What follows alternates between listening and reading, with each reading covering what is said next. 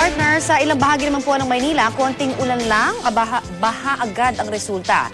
Kaya naman ngayong Pebrero pa lang po nangangampanya na ang MMDA para linisin ang mga esterong sandambak ang basura. Sa pamamagitan po yan ng kanilang programang Estero Blitz 2. Maaga pa lang sinimula na ng mga kawani ng MMDA ang Estero Blitz 2 o paglilinis ng mga estero sa Tondo, Maynila. Ito'y para maiwasan daw ang pagbaha at mapabilis ang paglabas ng tubig sa mga daluyan. Mismo si MMDA Chairman Attorney Francis Tolentino ang nanguna sa dredging sa mga estero. Hangad nila ipahiwatig sa mga mamamayan ang kahalagahan ng pagpapanatiling malinis at walang bara ang mga lagbusan ng tubig. Nakipagpulong din ng MMDA sa mga opisyal ng barangay para masiguro ang paglilinis ng komunidad. Nang unang gawin ng Estero Blitz noong Agosto ng nakaraang taon, umabot sa higit 7,000 cubic meters ng basurang nakolekta ng MMDA sa 44 na mga estero. Kaya nitong punuin ang 3 Olympic-sized swimming pools. Hiling ng MMDA sa publiko itapon ng wasto ang mga basura at makibahagi sa paglilinis.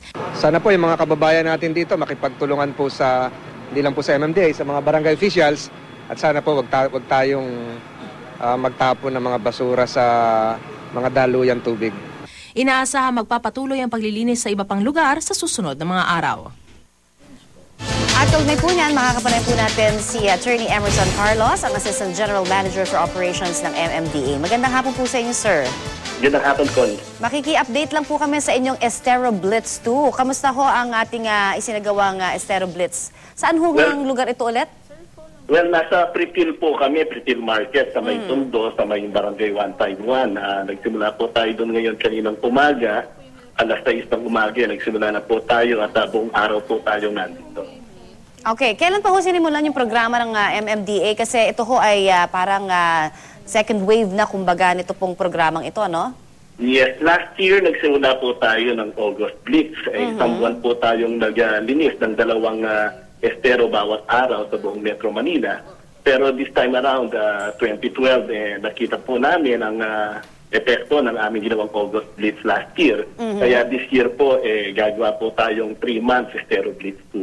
Okay, pero ibig sabihin talaga hong nagiging okay at successful po ang ating operation last year. Kaya ito ho ay tutuloy-tuloy na po ba natin every year? Well, tuloy-tuloy po tayo dito at siyempre gusto po namin ipaalam sa mga nanonood at lalo na dito sa mga malapit sa estero na hindi lang po naman ang MMDA ang kailangan may responsibilidad dito, kundi kailangan din po natin ang tulong nila once na ilinis po namin ito, kailangan po nila ma-maintain ang kanilang mga estero sa malinis at dumadaloy na tubig. I also believe that, and which leads me to my third question, sir. No? Yung ito pong ginagawa nating paglilinis, syempre, mababaliwala yan at saka taon-taon ho natin gagawin yan. Pero ang problema, kung hindi naman ho well-educated yung mga nandyan po sa may gilid po ng mga estero, mababaliwala ho yan. Meron ho ba tayong information campaign din habang isinasagawa po natin yung paglilinis? Kasama po sa Estero Blitz natin ay ang kanila ating information campaign sa wastong pagtapon ng mga basura. Kasi wala po naman natin na ang basura sa pinakapangunahing tagapagbara ng ating mga estero. Ganun pa rin man po, kanina pong umaga na, nung sinimulan natin Estero Blitz, tinawag po natin ang mga barangay chairman na malapit dito sa may Tondo, sa may Pretil Market. Sa pinapanukala po namin na sila po ay pumayag naman po sila na sila po ay magpapasa ng ordinansa laban sa paggamit ng mga plastic sa kanilang mga lugar.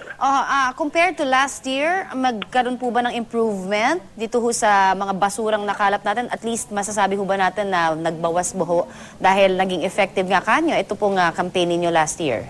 Well, malalaman po namin to. Depende po sa ilang dami ng basura makukuha natin ngayon. Kakaroon po tayo ng comparative analysis kung makikita po natin this year kung naging effective po yung ating, hindi lang ating paglilinis, kundi yung ating information campaign na rin dahil ginawa na rin po namin yan last year. Sana po kung makita po natin na bumawas ang ating mga makuhang basura ngayon, medyo effective po tayo. So, estero lang ho ang ating tatargetin, sir, no, for now?